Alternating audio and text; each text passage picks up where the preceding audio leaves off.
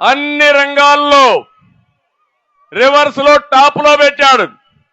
కానీ ఆయన ఆదాయంలో మాత్రం బ్రహ్మాండంగా పెరిగిపోతున్నాడు. పేదవాడు పేదవాడయ్యాడు. అవునా కాదా? మీ జీవన ప్రమాణాలు పెరగలేదు. అవునా కాదా? కానీ దేశంలో రిచెస్ట్ సీఎం ఎవరు తెలుసా? ఎవరు?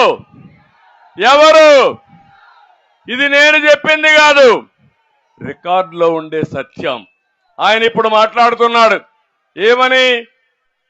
రాష్ట్రంలో పెత్తందారులకి పేదవాళ్ళకి పోరాటం అంట. నేను పెత్తందారంట, ఆయన పేదవాడంట. పాపం నిరుపేద, ఆయన డ్రాయర్ కూడా లేదు.